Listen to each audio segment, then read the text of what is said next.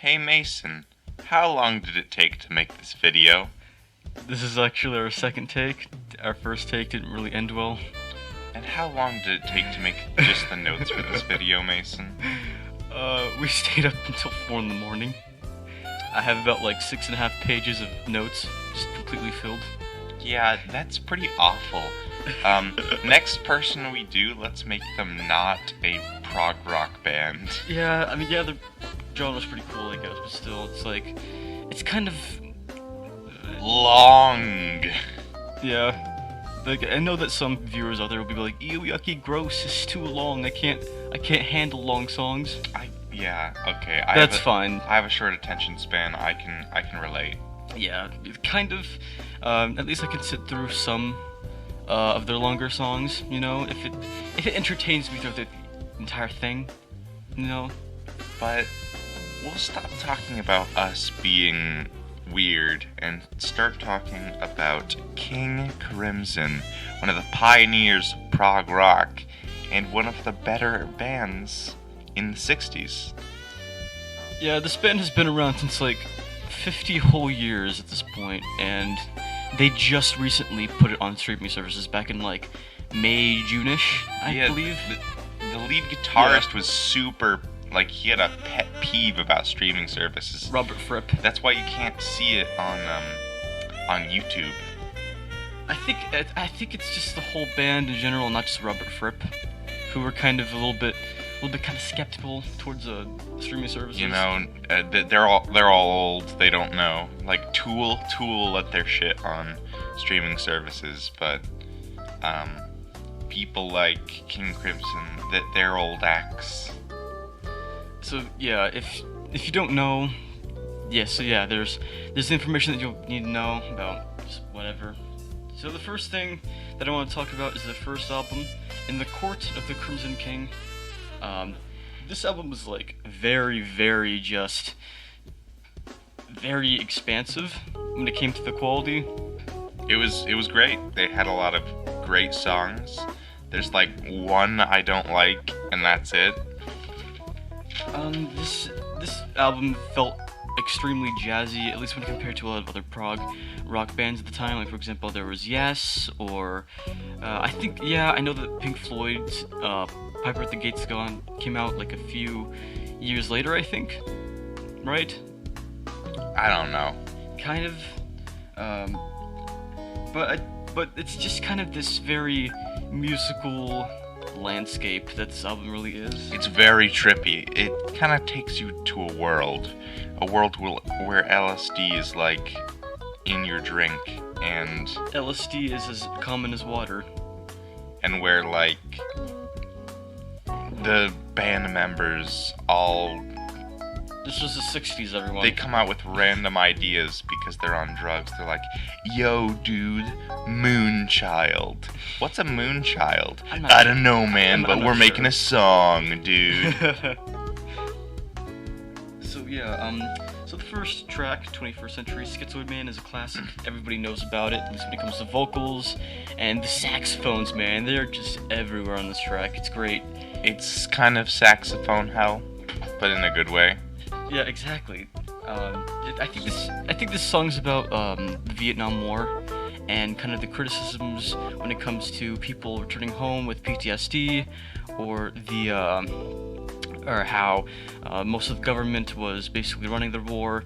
At least when it comes to a lot of the countries that became involved with it. I think that's what it's called. What's it about? Yeah. Lyrically. It could also be about like very cliche, you know, our generation is awful, that kind of stuff.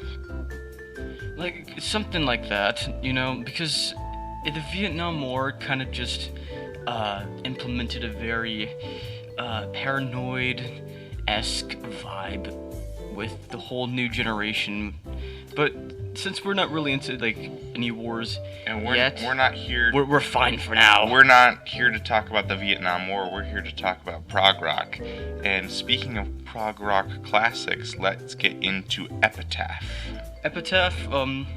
What don't you talk about? I gave myself too much. It's really somber, like a funeral tune, but at the same time it keeps a melody, and is long but entertaining. Like, if Most of these songs are long and entertaining. either way, it was still the most long and entertaining song on the album, in my opinion. You know, Epitaph. Was that a mother flipping Jojo reference? Nah, but seriously, great song, highly recommend. It's, of course, everybody knows about the cover art as well with the Screaming Man and all, and everybody memeing about it and stuff like that nowadays, but I think the reason why this man is screaming is because the cover art itself is actually just part of a larger painting. And the painting is kind of creepy, because it was the first and last painting of a dude who died the same year he made the painting. And it's of a man in space screaming, so that's like... He's basically being disintegrated like that. At least when it comes to his left side of his face. Yeah, it's very... it gives me a weird chilling vibe. What else? This was also the sort of like their classic era, which was basically the era where they made a lot of traditional prog rock along with some jazz fusion, you know. And even though they've been through a lot of phases and a lot of history, it's just the simplicity of like having 5 tracks and that's it, but still having a great impact on the listener. It gives off a vibe of mystery and yet suspense. It's like trying to tell a story without words. Exactly. I think that's how you would kind of describe the instrumental tracks on this record. Unfortunately, we can't talk about this record for too long, considering it's only like 5 or 7 tracks.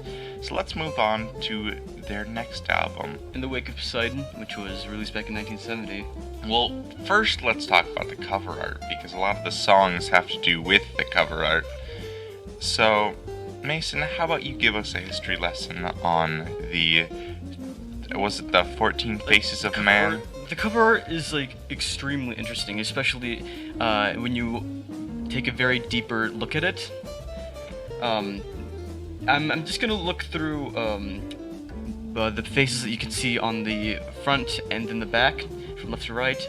There is the child, the enchantress, the fool, the actress, the warrior, and the joker on the front. And on the back side of the cover, there is the logician, the patriarch, the observer, the old woman, Mother Nature, and and the slave. Yeah, that was a good idea. Yes, a great idea. I mean, yeah, there are other people of color on the cover, on the back cover at least. But it is very hilarious that the only really black lady is the slave. It was a different time, Kyle. Even though segregation laws weren't really a thing anymore. But other than that, this was part of a painting that Tamo De Jong and Richard Gardner made, and it's called The 12 Archetypes. And it's supposed to represent the 12 phases of humankind that together encompass a verified consciousness functioning as one separate body. You know? Do you think that the music complements the artwork? I'm not really sure, though. I think the music and the cover art are supposed to represent separate things. Mason, get closer to the mic. You're not getting picked up. I'm on the baby chair, okay? Stop giving me slack. Yeah, he get the little boy chair. Alright. Speaking of the music and the meaning of the music, what does cat food even mean? Oh yeah, there's a song called Cat Food. You didn't segue that very well, but there's a song called Cat Food, and it is the most gibberish song ever. But if you look at it very deeply, it's one of the deepest songs they've ever made, about drugs. I'm just gonna read a verse or so. Lady supermarket with an apple in her basket knocks on the manager's door, grinning into the basket from a speaker in the shoe rack, lays out her goods on the floor. Everything she's chosen and conveniently frozen, eat it and come back for more. So it kind of feels like something that a rapper would write or something, but no. It's really against Weird. consumerism and frozen fast foods, but it can also be a euphemism for cocaine and how drugs ruined a lot of the music Yeah. back then. Yeah, especially when it came to the mental and physical health of a lot of musicians at this time. Rip in peace, Syd Barrett, yet again. We're gonna say that a lot because we Pink Floyd boys. Yeah, I know. Although, even though this album feels very similar to in the Crimson King in terms of sound, it had a lot more concepts and material to work with. But it didn't have the execution that In the Court of the Crimson King had. Although, there is another song that I want to talk about, and is The Devil's Triangle. It is so creepy and ominous. Like, have any of you ever played Minecraft and that like weird ambience sound where it just goes woo out of nowhere randomly? You're gonna break the mic doing that. Yeah, that's exactly what this song is. It's interesting, to say the least. It's so, like, it just kind of creeps up on you in a very disturbing manner, and it doesn't go full on blast like at all in the entire track, but it still feels like a weird, slow hurricane about to trample an entire city or something. It's got those progressive beats. It's progressively, it's still prog rock, but at the same time it can be really creepy. It doesn't even and feel less like rock. a band anymore on this track. It just feels like an orchestra at It this does, point. because there's so many instrumentals, which you'll see a lot because the band members change Quite a bit. way too much. There's only been one recurring member. That's Robert Fripp, who is usually playing the bass and the guitar and stuff. You'll see how much the lyrics change in all of the different albums, and you'll notice that they're mostly different people singing. I think the quality is the same when compared to their first album.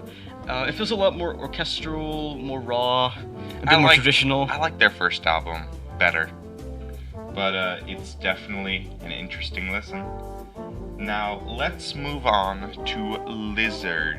This was also released back in 1970, but in December. I don't like Lizard, and there's a few reasons why. Mostly because the title track was disappointing, and the rest of the tracks didn't have that King Crimson flair, if you know what I'm getting at. I think it had more emphasis on like storytelling, especially when it came to the title track. But the stories it was telling weren't great. 23 minutes long for the title track, guys. That's like almost as long as Echoes from Like- Pink Floyd. Literally seconds shorter than Echoes. I know, it's like it dodged a bullet right there. It's awful. No. It's a lot more jazzier at this point, which it feels a little bit lopsided when it comes to the balance. And the reason why we like the first two albums a lot is because the balance between progressive rock and jazz fusion was really on point. But on this record, it's lopsided. yeah, it's very lopsided. Also, the songs can seem very bloated, 23 minutes. That's not something you sit and listen to unless it's really good, like Pink Floyd or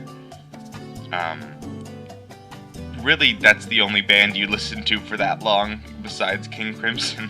There really aren't that many tracks I remember from this record, but then again, they did try to just put more emphasis on jazz, and it didn't really work that well, especially when it came to the length of most of the songs on here. So it was kind of a disappointment.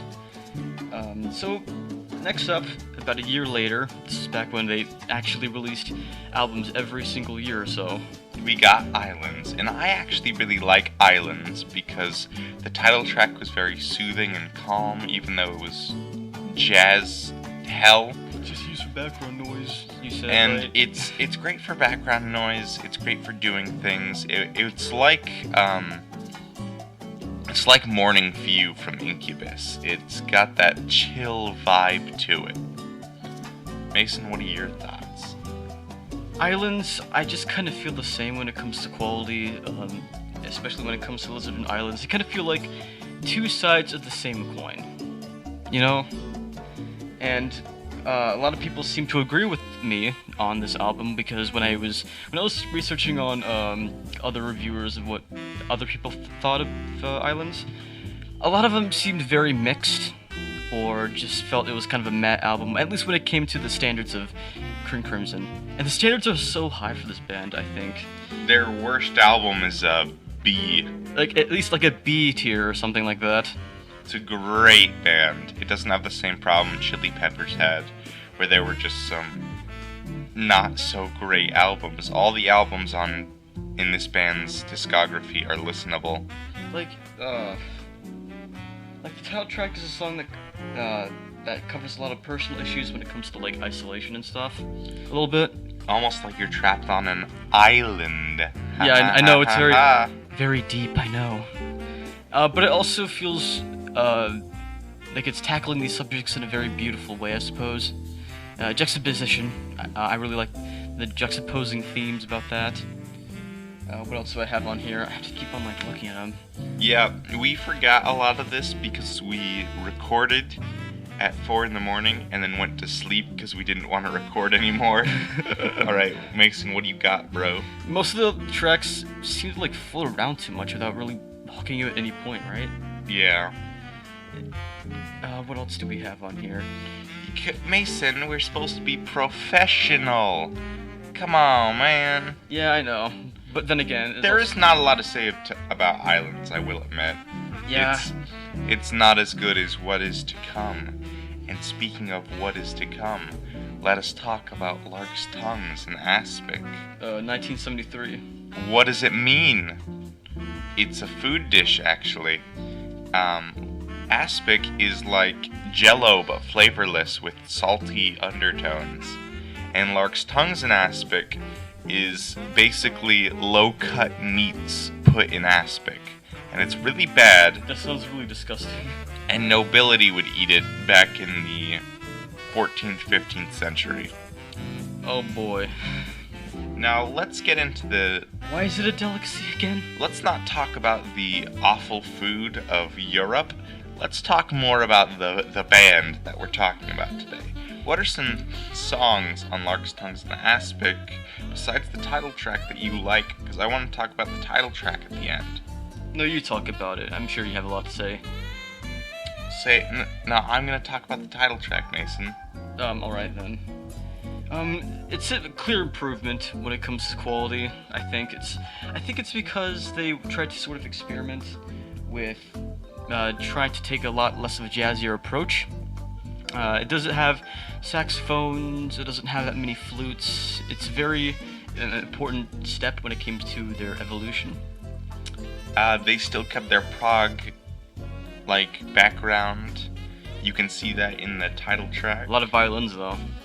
Yes, they replaced a lot of their instrumentals with a singular violin, which is quite weird. What are some songs from this album that we can talk about? I mean, well, I'm not really sure, to be honest. Yes, it's a great album, but I don't think we can really talk about the different kind of songs in a very separate way. Well, to be fair, the 4 songs that aren't the title track are pretty boring. Book of Saturday is weird, and Easy Money could be classified more as just instrumentals. I mean, I guess you could call it a song. I don't know. It's just this album was known for 2 things, and that was the 2 parts to the title track that's self-titled Lark's Tongues and Aspic. Now this song has a really great undertone vibe of oddness. It makes you unsettled, like Devil's Triangle, but gives you more mist and wonder, something like their last album, The Power to Believe. It's really a saga because there are 5 parts to this song, and only 2 of them are in the self-titled album.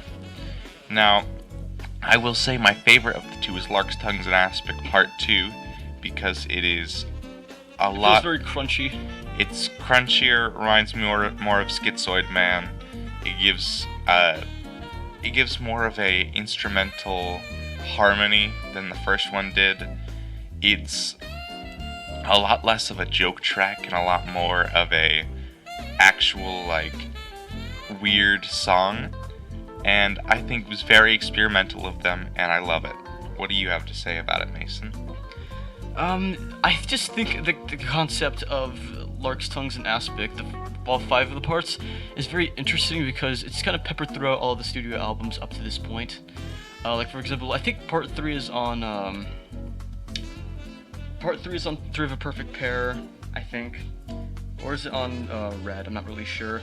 But it's just still very cool to have like a series of songs that have like the same melodies and the same notes that it picks up on, but it has a lot of different elements and genres kind of peppered throughout.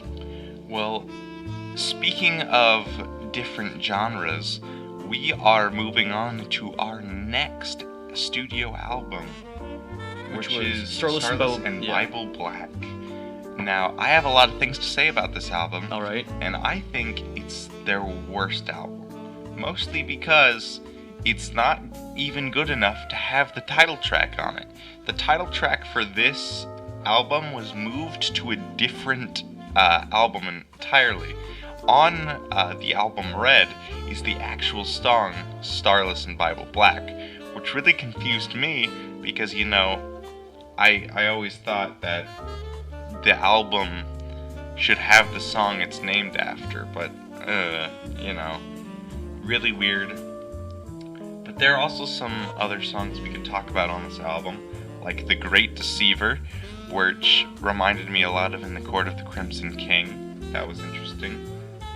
Lament, that was... Isn't that song about fame? It is. It gave me more of a chill vibe. The Trio, which is just a build up to nothing with weird sound in it. I know. Really experimental. I don't know what they were thinking there. It's like going up that ramp in a roller coaster and just stops and just slowly comes back down. And The Fracture. Now, Mason, you learned some things about The Fracture, didn't you? Yeah. How about you tell our audience? Yeah, the reason why the last track is called Fracture is mainly because the band really wanted to push themselves when it came to ability. So what they did is that they basically wanted to like really challenge themselves by making this really hard to perform song, and it felt like it was just kind of them breaking themselves apart metaphorically, and that's why it's called Fracture. Makes sense, right? It's definitely a interesting song, even though it's not great. It doesn't sound good enough to be one of their hardest played songs. Although it still kind of feels like Lark's and Tongue's Aspic, but it's a lot more lyrical. Meanwhile, Lark's and Tongue's Aspic was a bit more instrumental. It had some interesting instrumentals. Dang, I'm choking up today. Let's move on to Red, which is a really funny name because, you know, crimson, red. I don't know. This was also released back in 1974, but in October. I think this is the second time that they really released more than one album in the same year. Red is my favorite album they made. I really like the title track. Fallen Angel is one of their best songs ever. Combines all of the elements that they had in their best songs and puts them all into one album. When I was listening to this album for the first time, I just kind of thought that it's... Well, I think the reason why they call Lark's Tongues and Aspic, Starless and Bible Black, and Red as like the trio albums is mainly because they feel very similar when it comes to sound, but I think the real difference that really deviates Red from all the other albums is that the title track kind of has this very heavy metal-like vibe with heavy riffs and multiple time signatures. It's another thing that they did for the first time is that the time signatures kept on changing over and over and over again. Fallen Angel, it kind of combines some of their best elements of each of their albums. And this is the album that has Starless and Bible Black for some reason, even though that was the last album, which is still a good song. Well, it's this episode's really hard, guys, alright? It's hard for him because he keeps pausing for long periods of time, which is really awkward. I'm looking at the notes, alright? Okay, do it. I think that's it when it comes to Red. I liked it. It was a pretty decent album in my opinion. Well, I would love to move on to the next album, but I think we should take a break before we move on to their weird teen phase of a band. I wouldn't call it a really teen phase, but it's a phase nonetheless. But regardless, we should be taking a break right about now. And we're back. We were reviewing our audio and we realized how much we suck at this episode in particular. King Crimson's a very hard band. And it's just a very mature band, at least when compared to the previous two bands that we covered on this podcast. There's gonna be a lot less comedy in this video. You know, our little dynamic we have going on it's being very tested by this band. I know, right? It's too mature for our stupid teenage minds. Our plebeian brains cannot comprehend the vastness of cat food. I know. So yeah, let's move on to their weird teen phase album, where they thought they were going to be like what's the genre New wave. called? It was very popular in the 80s. They thought they were going to be new wave for some reason. Well, they still have elements of prog rock in there. And this kind of broke the band up in their album after this, but we're not going to talk about that yet. Like, this was the first album that they made after, like, their first hiatus. It's called Discipline, and I like the little logo on it. Yeah. So let's talk about the title track. Mason, what do you have to say about it? This legitimately just feels like a weird, like, fan-made Earthbound battle theme. Battle against a crimson opponent. Yes, exactly. And it's very funky, very groovy in some parts. The guitar, very fast-paced. It gives off a wave vibe. I mean, this entire album has a new wave vibe. Same with the next two albums, but I keep forgetting what new wave is.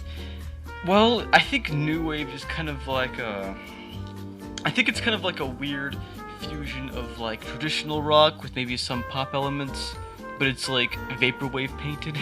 Now, Mason is he has a strange relationship with one of the songs on this. It's called Mate Kudasai. Mate Kudasai. And he really likes this song. It's just so... Okay, if you want a really, really chill song that is easier to swallow and is a lot shorter, listen to this track, which is just, Please Wait For Me in Japanese. It's... like, the vocals on this are so perfect and smooth and buttery that you can put it on toast. And there's also the very... like, it feels like something that you would hear in, like, a bathhouse or something, a Japanese bathhouse or something. It reminds me of the one track from Incubus, the... Aqueous. Yeah, that one, Aqueous Transmission. Yeah. Or is it Aquarius Transmission? It just gives off the same vibe. I do enjoy it. I wanted to talk about... It's perfect Mormon music. I wanted to talk about the track Elephant Talk, which is really weird, because it's just... talk, it's all talk. He just says that over and over again. Well, I think he says, like, a lot of synonyms of the word talk. It's weird, though. It's like... Chit-chat. It's all nothing but talk. Is it a metaphor for gossip? I don't know. Maybe it's about just human communication in general? I don't know, it's weird. But I think the track that really got me on this one was Indiscipline, which was weird. A lot of songs from King Crimson are weird, but this one was like Discipline, but in reverse, which is fitting because it's Indiscipline. It gave off a negative vibe, something you usually don't get from this album, because this album's way more easier to digest. It's like 6 minutes. Like, yeah, the songs are a lot shorter on this album. I think the whole runtime for the whole thing's like an hour.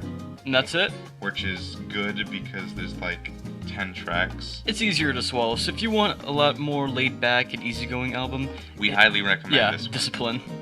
Now, moving on from Discipline is more of their new wave, is Beat. which is very simplistic art on the cover, I might add. I would say that Discipline is their experimental 80s album. This has to be like their accessible 80s album. Now, I don't have much of anything to say about Beat, but I know Mason wants to talk about Heartbeat and Requiem, so I'm going to let him do that for a while. Okay, so the first, it's the second track, Heartbeat. Even though the concept itself for this track is very shallow, like it's literally just like this love song, it still kind of has that atmospheric, taking a walk out in the Miami sun feeling, I guess. It still really captures that prog rock new wave balance very well on this album. It's got a more positive vibe to it. It's got a good beat. Ha ha ha. It's a lot shallow when it came to concept. But another song I want to talk about has to be Requiem. I think this one has to be like my favorite track on this one. It's like the Devil's Triangle of Beat. Yeah, it's like, so in the beginning, it kind of has this little bit of a build-up. Like, it's kind of like you sitting there. It's a lot more progressive because yeah, it's... Like, think of yourself as just kind of sitting there in the theater waiting for the actual show to happen, and then the curtains open, and you hear this sick-ass riff. Like, it's just so... Ugh, it's full-on eargasm. You wouldn't be able to get it from our terrible mimings of the instruments. I think you should just go listen to it on the Beat album. King Crimson is very hard to come across. At least it used to be. You used to have to pay for the music. There was no way to get it without buying it. But as of late, streaming services had accepted it as of May of this year, which is 2019. May, June-ish, right? Which is very interesting. Yeah, very, very recent. Like when I was researching for this episode, and I found out that they just added King Crimson for streaming devices, like, wow, we came in a very interesting time? Yeah, very appropriate time to make this episode. Well, there's not much to say about Beat. And apparently Robert Fripp hates this album. Yeah, I would too, because it was very unprofessional and not very well produced. I mean, Mr. Fripp didn't like how the new members were reacting to their new phase, their new genre. I mean, like, yeah, it does kind of feel like a stripped down version of Discipline, but I still like Beat as a whole, because, like, I know that Discipline had elements of prog rock to post-progressive to new wave, maybe a little bit of dance rock and art rock. Meanwhile, this has more of like a balance between just prog rock and new wave. It's giving off vibes of their refined. It's really sloppy, but it's very refined. I like it. It gives a more finished product than Discipline did. And while there's not much to talk about on this album, it really was an enjoyable experience. It's one of the first albums I think you should listen to when you pick up King Crimson. But the next album is unfortunately one of my least favorites from them. Yeah, me too. Yeah, I totally agree with you. 3 of a Perfect Pair. Released in 1984. This is the only one where the title track was actually like, I wouldn't listen to it again. Even on Lizard. I would listen to Lizard a couple times, but not... I think the only track I really remember from memory has to be the title track, and I think that's it. Everything else just kind of felt like a blur. Yeah, it's really a blend. I don't know how much we can talk about this. I mean, yeah, I do appreciate them, like, at least trying to make one half of the album very experimental and the other half accessible to the general public. But it's literally just their worst 80s album, in my opinion. It fell flat in a lot of areas where King Crimson is very good at. So it was kind of a letdown. I had high hopes for this album. But at least there is Lark's Tongues and Aspic. It's not really that effective, at least when compared to the first Lark's two Tongues and parts. Aspic Part 3, which is the worst Lark's Tongues and Aspic. But it's still here, and it gives the album some substance. And if you listen to Part 1 all the way to Part 3, then you can really see how much the band has really changed up to this point, for the past 10 years. There's not much to say. Model Man, Sleepless, Man with an Open Heart. It's really a blur. I wouldn't recommend this album. I would skip it if I was a King Crimson fan. And I mean, it uses the same tone, but Part 3 uses the same tone and rhythm, but it feels a lot more groovier, I guess. And I'm glad they went back to their roots with this next album, THRAK.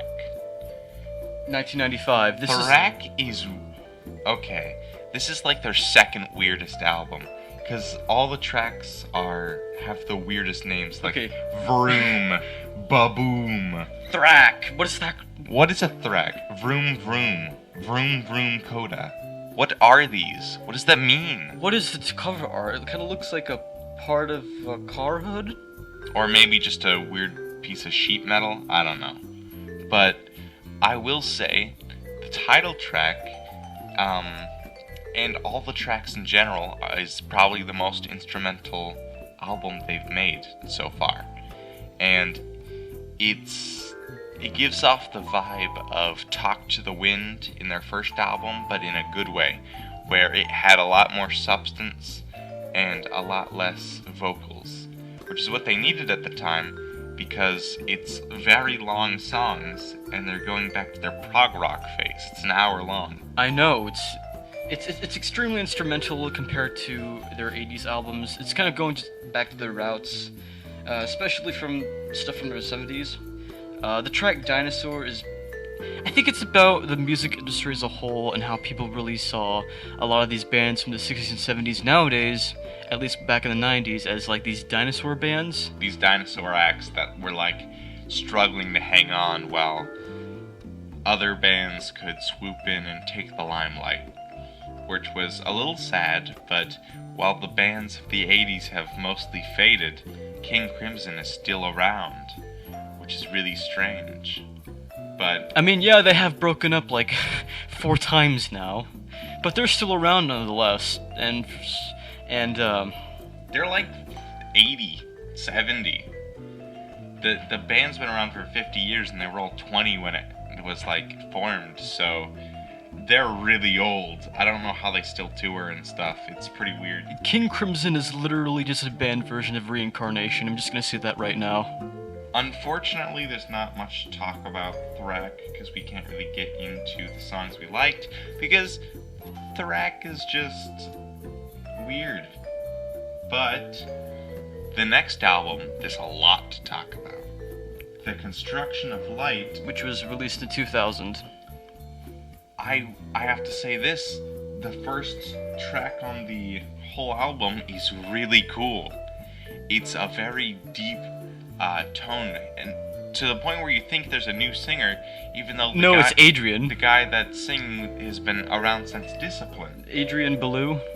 It has a really blues theme, which is funny because the track is called Prozac Blues, and it's got many elements of their old music with still some of their new wave influence. I don't really think they did new wave at this point anymore. But it still had the influence with the instrumentals. Just a smidgen, just a tiny little bit, just a grain, you know? Also on this album was Lark's Tongues and Aspic Part 4, which is my favorite Lark's Tongues and Aspic. Why is that? It's got the build-up of Lark's Tongues and Aspic Part 2, but it's got the finish and wind down that is seen in Lark's Tongues and Aspic Part 5 without really breaking its original charm, like Lark's Tongues and Aspic Part 5 did. And I think this is also the first album that they really started to go back to their lengthy route, because they started to get really comfortable with making long music again after so many years of like 3 to 5 minute long songs that are very easy to swallow and digest to the average listener. And it also has a really strong vibe of like industrial and a little bit of art rock. And it's got a really good title track, Construktion of Light. It's pretty trippy. Highly recommend listening to it. It's hard to describe. King Crimson as a whole is extremely hard to describe. This video is going to be shorter than our Chili Peppers video, even though they've made similar amount of music. Like, specifically because King Crimson is just such an enigma.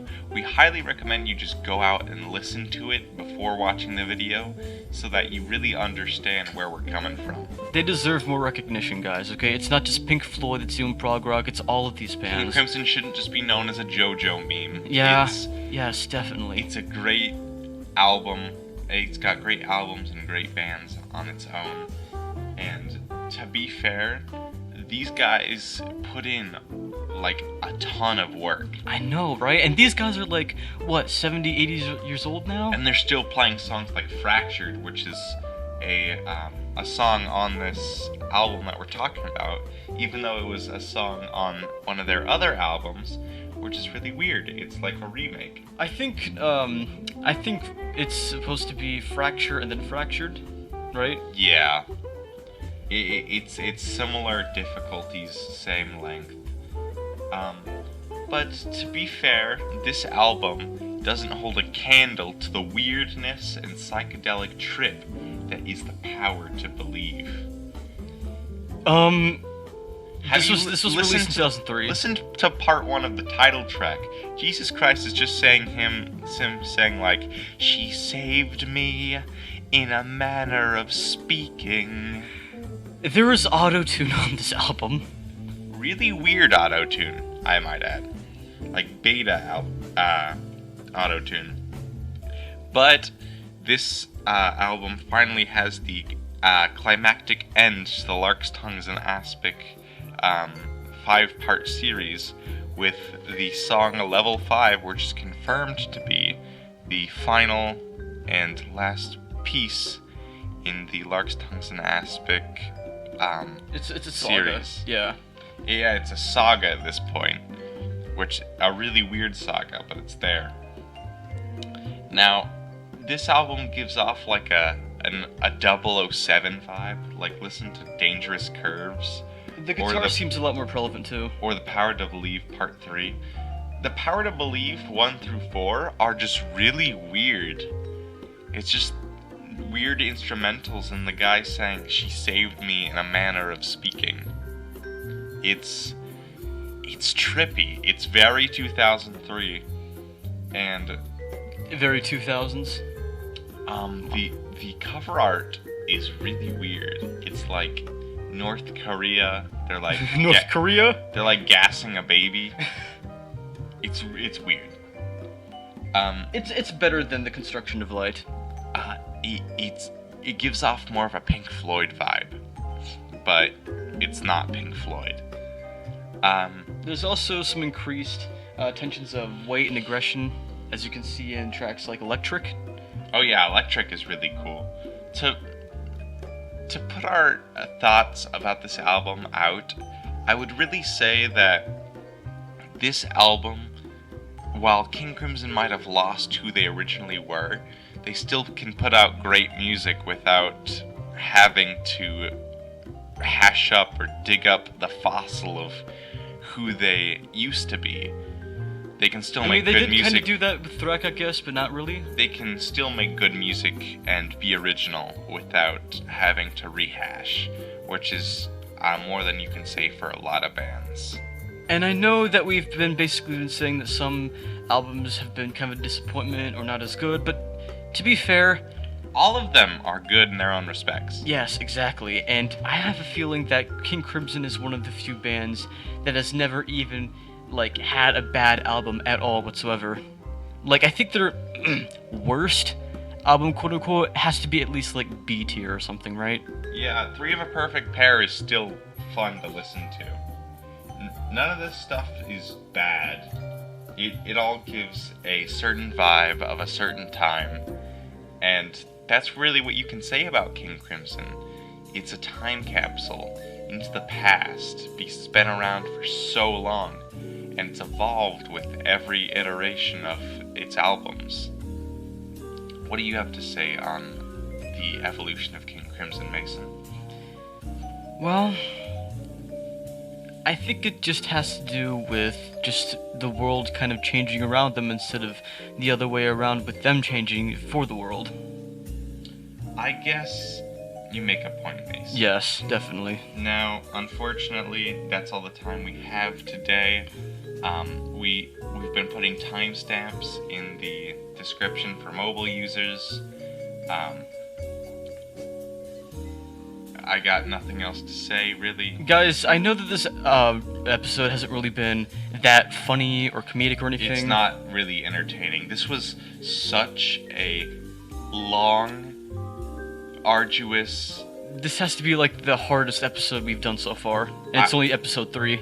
I'm not that proud of the final product, but I'm glad it's over.